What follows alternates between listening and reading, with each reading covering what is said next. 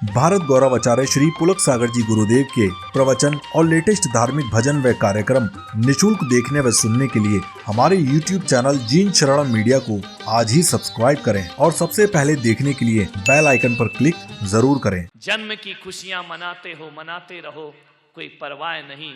लेकिन मैं आपसे कहता हूं, जो बीत गया उसकी खुशियां मनाने से अच्छा जो आने वाला है उसका स्वागत करने के लिए तैयार रहिए, उसका वेलकम करने के लिए तैयार रहिए। मृत्यु तो आएगी, जो बाकी है उसका स्वागत करो। उसकी मौत की कुछ तैयारी कर रखी है या नहीं कर रखी है? किराने की दुकान थी, जैसे ही सेठ ने तराजू पे सामान रखा उसके तो होश उड़ गए। उसकी दुकान पे यमराज आ गए। उसने कहा, अरे दादाजी, अंकल जी, तुम यहां कैसे आ गए? बोले, बस बेटा आ गए तो आ गए। बोले, हाथ जोड़ रहा हूं, पैर पड़ रहा हूं, थोड़ा सा और टाइम दे दीजिए। अरे यमराज ने कहा, घबरा मत, मैं कोई तुझे लेने थोड़ी आ। अरे बोले, लेने नहीं आए? बोले, नहीं, आइए बैठिए, स्वागत है। क्या लेंगे? ठंडा लेंगे, गरम लेंगे? ध्यान रखना, जब आप अपनी दुकान की उधारी लेने जाते हो, ध्यान रखना, उधार पे तो व्यापार चलता है ना जितेंद्र सर, है ना? जब लेने जाते हो किसी कस्टमर के यहां कि मेरी उधारी का पैसा दे दे, यदि वो चाय पिलाए, दूध पिलाए, ठंडा मीठा गरम पूछे, तो समझ लेना कि आज यही हाथ लगेगा, रुपया तो मिलने वाले है नहीं। बाकी जिसको देना है वो झटपट देता और आगे बढ़ाता है। जैसे ही उस सेठ ने सुना कि यमराज लेने नहीं आए, आइए स्वागत है, आइए बैठिए। यमराज ने कहा, देख, मैं तुझे लेने नहीं आया हूं, तो फिर क्यों आए मेरी दुकान पे अचानक आधम के तुम? मेरे 4 कस्टमर भग गए तुमको देख करके, कष्ट से ही मर गए वो तो आधे। तो बोले, आए क्यों तुम अचानक? अभी तो मेरी बोहनी बट्टा भी नहीं हुआ, अब भी दुकान खोली है मैंने। यमराज ने कहा, तू घबरा मत यार, मैं आ गया। बोले, क्यों आ गया? बोले, देख भाई, इस दुनिया में मेरा कोई मित्र नहीं। यमराज से दोस्ती कौन करेगा? कोई दोस्त नहीं है। मैं अलग थलग पड़ गया हूं, अकेला जीवन जीता हूं, कोई मेरे से हाथ मिलाने को तैयार नहीं है, कोई मेरे पास बैठने को तैयार नहीं है। यार मेरा भी मन करता है कि मेरे भी कोई दोस्त हो, फ्रेंड सर्किल हो, हम भी फेसबुक चलाएं, हमारा भी तो मन करता है हम भी व्हाट्सएप पे आ जाएं। कौन बोला इंस्टाग्राम पे आ जाओ? ध्यान रखिए। बोले, हमारी भी इच्छा होती है, हम अकेले कब तक जिएंगे इस धरती पर? तो सेठ ने कहा, मामला क्या है? बोले, मैं तुझे लेने नहीं आया हूं, मैं तुझसे दोस्ती करने आया हूं। दोस्ती करने? अब सेठ भी बड़ा होशियार था। बोले, दोस्ती करे और घाटा लगा। बोले, क्या मतलब? बोले, देखो यमराज भाई, दोस्ती तो, बोले, तू करेगा या नहीं? अब सेठ कह भी नहीं सकता कि नहीं करूं, नहीं बोला और गला पकड़ा कि चल। अब मौत की दोस्ती, जी का जंजाल। हाँ बोले तो मरे, ना बोले तो मरे। उसने कहा, ये तो बड़ा गड़बड़ हो गया। यमराज कह रहे, दोस्ती, हाथ मिला। अरे बोले, हाथ नहीं, दूर से हाथ मात नहीं मिलाऊंगा। हाथ पकड़ा और ले गए तो? अरे बोले, तू चिंता मत कर यार, मैं तुझे नहीं ले जाऊंगा, पक्का नहीं ले जाऊंगा। तो बोले कि सेठ, फिर एक काम करो, दोस्ती पक्की समझें। अब ना भी बोलते नहीं बन रहा। उसने बड़ी दबी आवाज में कहा, आरजू खुदा से करो, बंदे से नहीं। ध्यान रखना। सेठ ने कहा, यमराज भाई, दोस्ती तो कर लूंगा, फायदा क्या होगा? आजकल दोस्ती भी फायदे पे होती मेरे भाई, नुकसान फायदा देखा जाता है दोस्तियों में। माँ बाप के पास दौलत है तो बच्चा बुढ़ापे में पूछता है, और दौलत ना हो तो बच्चे भी इज्जत करने को तैयार नहीं रहा करते हैं। ध्यान रखिए। उसने कहा, मुझे फायदा क्या होगा? तो यमराज ने कहा, फायदा क्या यार, दोस्ती तो निस्वार्थ होती है, इसमें कोई प्रॉफिट लॉस नहीं देखा जाता है, दोस्ती तो निस्वार्थ होती है, दोस्ती तो दिलों का खेल है। बोले, तुम्हारे यहां होगा, हम इंडिया में रहते हैं, बिना फल मिले हम कोई काम करते नहीं। तो बोले, यमराज ने कहा, क्या चाहता है? यमराज समझ गए, ये चाहता है पूरे पूना को उठा लेना, मेरा नंबर नहीं आना चाहिए। यमराज इतने पढ़े लिखे तो होते ही हैं। सेठ ने कहा, समझ गए? यमराज बोले, हाँ, लेकिन एक बात याद रख सेठ, इबादत आरजू खुदा से करो, बंदे से नहीं। आरजू खुदा से करो, बंदे से नहीं। और दोस्ती हमसे करो, हमारे धंधे से। धंधे से दोस्ती मत करना, चलना तो पड़ेगा तुझे। तो बोले यार फिर मतलब क्या तुमसे दोस्ती करने से? बोले एक काम करो। बोले क्या? बोले अब जब तुम भी आओ ना, तुम कहीं भी यहाँ धमकते हो, कुछ पता ही नहीं चलता है। हम बारात में नाच रहे हैं, तुम पीछे से आ जाओगे, ये पड़े हैं चले दुनिया से। थोड़ा एक काम करो, मेरी दोस्ती है तुमसे। बोले हाँ पक्की दोस्ती। बोले पक्की दोस्ती। तो बोले एक चीज कर देना, दोस्ती का वास्ता दे रहा हूं। बोले क्या? बोले जब तुम आओ तो एक आध महीने पहले चिट्ठी मिट्ठी भेज देना। तुम क्या करेगा चिट्ठी का? मैं अलर्ट हो जाऊंगा, सब तैयारी कर लूंगा, बेटे का दे दूंगा, सब बंटवारा कर दूंगा, सब जितने अधूरे काम है सब मैं पूरे कर लूंगा। चिट्ठी भेजोगे यमराज? बोले हाँ चिट्ठी भेजूंगा। बोले एक महीने पहले? अरे बोले पागल 6 महीने पहले। अरे बोले मजा आ गया, 6 महीने पहले पक्का? बोले पक्का। यमराज ने कहा तो मैं चलूं? सेठ ने कहा जल्दी, ग्राहक खड़ा है। तो यमराज चले गए। यमराज जैसे ही गए, अब सोचो यदि तुम्हें पता चल जाए कि मरने से पहले सूचना मिलेगी, अब तुम कैसे जियोगे? बताइए, सोचिए। अभी तो तुम ऐसे जी रहे कि क्या पता कब आ जाए। सेठ ने कहा अब तो चिट्ठी आएगी, और जब तक चिट्ठी नहीं आई खाओ पियो ऐश करो, मंदिर जाना बंद। बोले क्या है? अंत भला सो सब भला। चिट्ठी आएगी, सन्यास ले लूंगा, तपस्या कर लूंगा, संथारा ले लूंगा, जीवन सुखी। अब जब तक चिट्ठी नहीं आ रही बच्चों, तब तक तो ऐश कर लीजिए। अब तो सेठ मौज मस्ती करने लगा, सारी दौलत उड़ा दी उसने, ऐशो आराम में, खाने में, पीने में। पत्नी बोलती सेठ जी मंदिर हुआ। चुप रहे, तू चली जा, मैं तो मंदिर अभी नहीं जाऊंगा, 6 महीने की मुझे मोहलत मिलेगी, तब मंदिर जाऊंगा, संतों की सेवा करूंगा, सत्संग करूंगा। जब तक नहीं है तब तक अब मुझे जी ले। अब मैं निश्चिंत हो गया। मौत को भुला के सेठ तो अब रात में भी खाने लगा, बाजार में भी खाने लगा। पानी पूरी, गोलगप्पे, इडली, डोसे, सांभर, बड़ा, और क्या तुम्हारे यहाँ क्या बनता है वो भी खिला दो उसको महाराष्ट्र में। समझ में आया? खाए पिए ऐश करे, पिक्चर देखने लगा। लोग बोले यार सेठ पागल हो गया, रोज तो मंदिर जाता था, धोती पछेड़ी पहन के पूजा अभिषेक करता था, अब ये तो कहीं बंबई घूम रहा है, स्विट्जरलैंड जा रहा है, विदेश घूम रहा है, जाम टकरा रहा है। सेठ तो बिगड़ गया। सेठ तो बड़े ऐशो आराम किए, पूरे घर चिंतित किए, बुढ़ापे में पागल क्यों हो रहा है। बोले कोई परवाह नहीं अब दुनिया की, आराम से जीने लगा। एक दिन पलंग पे लेटा था, यमराज आ गए। उनने कहा सेठ चलो। कौन है तू? अरे दोस्त को भूल गया, कौन है तू? मैं तेरा दोस्त यमराज, अपन ने दोस्ती की थी। अरे बोले आओ यमराज भाई बैठो, तुम्हारी कृपा से बड़ा सुखी हूं मैं। अरे बोले वो सुखी दुखी तो छोड़, अब ऐसा कर कि अब चलते हैं। कहां चलते हैं? महाबलेश्वर, खंडाला, कहां चलना है बोल। अरे यमराज ने कहा पागल टाइम हो गया, चलो। ऐसे कैसे टाइम हो गया? देखो यमराज ज्यादा गड़बड़ मत करो, तुमने वचन दिया था 6 महीने पहले चिट्ठी भेजूंगा। यमराज ने कहा तो ये चिट्ठी नहीं मिली। बोले तुमने भेजी कब है? अब देखो मिली या नहीं मिली, तुम्हारा टाइम हो गया, चलो। बोले नहीं, मैं तुमको अदालत तक घसीटूंगा, ध्यान रखना, दोस्ती में गड़बड़ी मत करना, दगाबाजी बेईमानी बिल्कुल भी। कोई चिट्ठी नहीं मिली मुझे। अरे यमराज ने कहा यार मैंने चिट्ठी दी है। बोले नहीं भेजी। अरे मैंने अपने हाथों से चिट्ठी लिखी है तेरे नाम की। बोले ऐसा तो नहीं यमराज कि तुमने चिट्ठी लिखी हो मेरे लिए और एड्रेस जितेंद्र साय का लिख दिया हो। बोले नहीं नहीं, तुम्हारे यहां कंप्यूटर गड़बड़ हो सकता है, मेरी मेमोरी गड़बड़, मैंने चिट्ठी लिखी है सेठ। अरे सेठ ने पत्नी को आवाज दी, अरे भाग्यवान सुनती है। उसने कहा क्यों चिल्ला रहे हो? बोले वो चिट्ठी कहाँ है? बोले कौन सी चिट्ठी? तुम्हारे ऐसे लक्षण है कि तुमको कोई चिट्ठी लिखेगा? आचरण तो तुम्हारा इतना बेकार हो गया है, ढंग से किसी से बोलते नहीं हो, तुमको कौन चिट्ठी लिखेगा?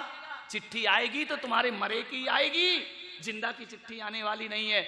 सेठ ने कहा देखो अभी मेहमान बैठे, तू ज्यादा बड़बड़ मत कर, शांत रहे, चिट्ठी है तो दे दे। सेठानी ने कहा कोई चिट्ठी नहीं। बोले किसकी चिट्ठी? बोले यमराज की। सेठानी ने कहा दिमाग खराब हो गया, बुढ़ा सटे आ गया, यमराज कोई चिट्ठी लिखता है क्या? बोले अब तू क्या जाने, मेरा दोस्त है यमराज। उसने बड़े लड़के को बुलाया, छोटे लड़के को, बच्चों इधर आओ, चिट्ठी कहाँ है? किसकी? बोले अंकल जी की। बोले कौन अंकल? बोले यमराज अंकल। अरे बोले पागल हो गया है, इसको ज्यादा शौक लगवाओ, पागल खाने में भर्ती करो, यमराज कोई अंकल होता है क्या? बोले चिट्ठी। यमराज खड़े खड़े मुस्कुरा रहे हैं। उन्होंने कहा सेठ चिट्ठी पढ़ी नहीं है तूने, मैंने भेजी है। सेठ ने कहा यार यमराज एक चिट्ठी नहीं मिल पाई, दूसरी भेज देता, तेरा बिगड़ क्या रहा था? दूसरी भेज देता, क्या बिगड़ रहा था? यमराज ने कहा मैंने दूसरी भी भेजी है। बोले दूसरी भेजी है? कहां है? मेरे पास कोई चिट्ठी नहीं। बोले पागल, मैंने एक चिट्ठी नहीं भेजी, 4-4, 5-5 चिट्ठियां तुझे भेजी हैं। 4-5 चिट्ठी? कोरियर वाले को बुलाओ, पोस्टमैन को बुलाओ, मेरी चिट्ठियां कहां गई? मेरी तो जिंदगी बर्बाद हो जाएगी, मैंने तो पूरा जीवन बदल लिया था। यमराज ने कहा एक बात याद रख, मैंने चिट्ठियां भेजी हैं, लेकिन हमारे यमलोक में चिट्ठियां जो भेजी जाती हैं वहां कोई कागज की फैक्ट्री तो है नहीं। तो बोले कैसी चिट्ठी भेजी? अरे बोले अभी भी चिट्ठी पड़ी है, लेकिन तेरे पास पढ़ने का समय नहीं। बोले कहां पड़ी चिट्ठी? अरे बोले सामने देख। उसने पूरी टेबल तितर बितर कर दिए, सारे कागज फेंक दिए, ऊपर नीचे सब जगह देखा। बोले यहां कोई चिट्ठी बिट्ठी नहीं है। यमराज पसीने से लथपथ हो रहा है सेठ। यमराज ने कहा पागल, तेरे पास पढ़ने का समय कहां है? मैंने तो ऐसा नहीं है यमराज, जब से तुमसे दोस्ती हुई है रोज कुरियर वाले का इंतजार करता हूं कि अचानक तुम चिट्ठी ना भेज दो। बोले मैंने भेजी है चिट्ठियां, लेकिन एक बात याद रख, जब मैं चिट्ठी लिखता हूं ना, तुम्हारे यहां सफेद कागज पर काले पेन से चिट्ठी लिखी जाती है, और हमारे यहां काले कागज पर सफेद पेन से चिट्ठी लिखी जाती है। अंतर सिर्फ इतना होता है। अरे सेठ ने कहा देखो यमराज, ये कलर अलर में हमारी बुद्धि भ्रमित मत करो, तुम वो चिट्ठी बताओ जो तुमने। बोले मेरे पास पावती है, रिसीव की है तूने, मेरे पास सब प्रमाण है, मैंने चिट्ठी भेजी है। यमराज देखो दोस्त, दोस्ती में इतना दगा मत करो, बताओ चिट्ठी कहां है? यमराज ने कहा खड़ा हो सेठ। सेठ खड़ा हुआ, पलंग से उठ के बैठ गया। बोले दर्पण देख। बोले क्यों? बोले हमारे यहाँ की चिट्ठी इन चश्मों से पढ़ने में नहीं आती है, बहुत बड़ा दर्पण चाहिए। बोले क्या मतलब? बोले देख सेठ, जब मैंने तेरे बाल सफेद किए वो मेरी पहली चिट्ठी थी, ध्यान रख ले कि अब तेरे बाल सफेद हो गए, अब जिंदगी तेरी ज्यादा नहीं बची है सेठ, सावधान हो जा। सेठ भी पूना का था, बड़ा होशियार। बोले आजकल बाल तो बच्चों के भी सफेद हो जाते हैं, तो इसका मतलब उसका नंबर आ गया। अरे बालों का क्या है, केमिकल वाले तेल लगाते हैं, सफेद हो जाते हैं। यमराज ने कहा कोई बात नहीं, पहली चिट्ठी नहीं समझी, कोई दिक्कत की बात नहीं, लेकिन एक बात याद रख सेठ, जब मैंने तेरी आंखों की रोशनी कम की वो मेरी दूसरी चिट्ठी थी। बोले आंखों की रोशनी कम तो पुलक सागर की भी है, वो भी चश्मा लगाते हैं, तो इसका मतलब उनका भी नंबर आ गया। अरे यमराज ने कहा बड़ा बहानेबाज आदमी है भाई, ये गलियां पे गलियां निकाले जा रहा है। बोले सेठ दूसरी चिट्ठी नहीं पड़ी, कोई बात नहीं है, जब मैंने तेरे कमर तोड़ी वो मेरी तीसरी चिट्ठी थी, और जब मैंने तेरे दांत उखाड़े वो मेरी चौथी चिट्ठी थी, और जब मैंने तेरे शरीर पर झुर्रियां दी वो मेरी पांचवी और आखिरी चिट्ठी थी। लेकिन सेठ तुझे चिट्ठी पढ़ने का समय, चल अब तेरा समय हो गया। ध्यान रखना मान्यवर, आपसे मैं एक निवेदन करना चाहता हूं। आज यहां से घर जाना, दर्पण में चेहरा देखना, कितनी चिट्ठियां आ गई। नहीं, देखना आराम से, कितनी चिट्ठी आ गई तुम्हारी। पहली, किसी की दूसरी, किसी की तीसरी, किसी की 5वीं चिट्ठी पड़ी है। मेरे भाई, मेरे प्रवचन का सेठ सुधर गया, तुम कब सुधरोगे मेरे भाई? ध्यान रखिए। आप भी यही सोचते हैं ना, अभी क्या करना है। कबीर ने दोहा दिया, काल करे सो आज कर, आज करे सो अब, पल में प्रलय होएगी, बहुरी करेगा कब। लेकिन हमने क्या कर दिया, आज करे सो काल कर, काल करे सो परसों, और इतने जल्दी क्या पड़ी है, अभी तो जीना बरसों। इस गलतफहमी में मत जियो। मान्यवर, सोचना है, तुम भी तो कल पे टालते हो ना। जो करना है वो आज करो, अभी करो, इसी वक्त करो। ध्यान रखिए, जिंदगी में कोई गारंटी नहीं है। रात सो सुबह आंख खुले, इसकी कोई गारंटी नहीं। मेरे भाई, जो सांस भीतर जारी है लौट के बाहर आए, इसकी कोई गारंटी नहीं है। ना जाने रास्ते में कौन सी गाड़ी का पहिया तुम्हारा इंतजार कर रहा हो, कोई भरोसा नहीं हुआ करता है। कब सीढ़ी से पैर फिसले और जिंदगी खत्म हो जाए, कोई भरोसा नहीं होता है। मान्यवर, मुंह का ग्रास मुंह में ही रखा रह जाएगा और आदमी दुनिया से विदा हो जाए। कैसे जीते हो, इसे अमर होकर आए हो, अपनी मौत पे विश्वास नहीं हुआ करता है। मान्यवर, एक बात याद रखो, ये जिंदगी है, जिंदगी का गणित बड़ा उल्टा गणित है। मेरे भाई, यहां मौत को सुधारो तो मौत नहीं सुधरती है। लोग लगे हैं कि अंत समय सुधार लेंगे, मौत को सुधारो तो मौत नहीं सुधरती। मैंने तो ये अनुभव किया है अपनी जिंदगी में कि मौत को सुधारो तो मौत नहीं सुधरती, जिंदगी को सुधारो तो मौत अपने आप सुधर जाया करती है। जीवन को सुधारो, मृत्यु सुधर जाएगी। लोग मौत सुधारने में लगे हैं। मेरे भाई, यदि जन्म उत्सव होता है तो मेरे महावीर कहते हैं, जन्म उसका जिसका उत्सव होता है, उसका मृत्यु मातम नहीं होती, उसकी मृत्यु महोत्सव हुआ करती है। मृत्यु महोत्सव मनाओ। भगवान ध्यान रखना, दुनिया के किसी भी धर्म ने मृत्यु को महोत्सव नहीं कहा, केवल महावीर ने कहा कि मृत्यु मातम नहीं, मृत्यु तो उत्सव है, मृत्यु तो महोत्सव है। ध्यान रखना, एक संसारी भी मरता है, एक संत भी मरता है, लेकिन तुम्हारी मौत मातम बनती है, संत की मौत महोत्सव बन जाया करती है। कभी आपने देखा है, आदमी की अर्थी जाती है, लोग आंसू बहाते हैं, और संत का जब डोला उठता है, लोग बैंड बजाते हैं, आनंद मनाया करते हैं। ध्यान रखना, संत महोत्सव से मरा है, उसने उसी आदमी की मृत्यु महोत्सव बनेगी जो जीवन को उत्सव बना करके जीता है। मैं आपसे कहता हूं, जीवन को उत्सव बना लो, मृत्यु अपने आप महोत्सव हो जाया करती है। हम संत की भी तो, हमारी भी तो मौत होगी ना, हमें भी तो मृत्यु लेने आएगी। हम कौन से अमर बैठे हैं धरती पर। लेकिन एक बात याद रखना, संत की जब मौत होती है तो संत क्या सोचता है, दबे दबे पांव मौत आती है, आने दो। मौत दबे दबे पांव आती है। बिल्ली शिकार कैसे करती है, दबे दबे पांव जाके चूहा पकड़ती है। मौत भी किसी बिल्ली से कम नहीं हुआ करती है। वह चूहे को पहले खेलने उछलने का अवसर देती है, उसके बाद अपने पंजे में भर ले। हमें भी अवसर दिया है मौत ने, खेलो कूदो मस्ती करो, एक दिन आऊंगी तो पकड़ के ले जाऊंगी। ध्यान रखना, दबे दबे पांव मौत आती है, आने दो। एक ज्ञानी, एक सम्यक दृष्टि, एक मिथ्या दृष्टि, एक अज्ञानी में यही अंतर है। अज्ञानी की मौत आती है तो वह रोता है, ज्ञानी की मौत आती है तो मुस्कुराता है, ध्यान रखिए।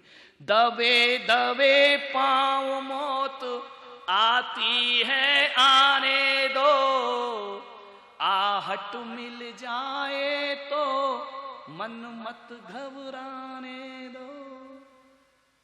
निश्चित ही मृत्यु से जीवन का अंत नहीं, प्राण मुखर होते हैं देह बदल जाने दो, प्राण मुखर होते हैं देह बदल जाने दो। संत के लिए मौत क्या होती है?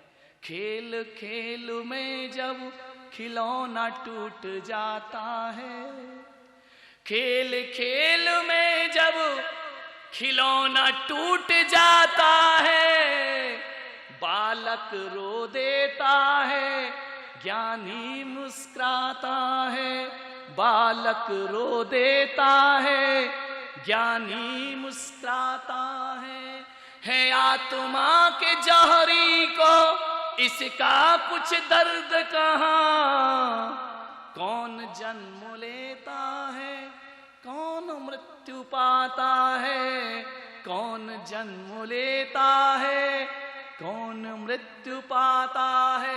मानव तुम सांसों को इतना मत प्यार करो, आत्मा अनश्वर है उसका श्रृंगार करो। विचार करिए, सोचना है आपको, किससे प्यार, कौन मरता है कौन जीता है, ध्यान रखिए।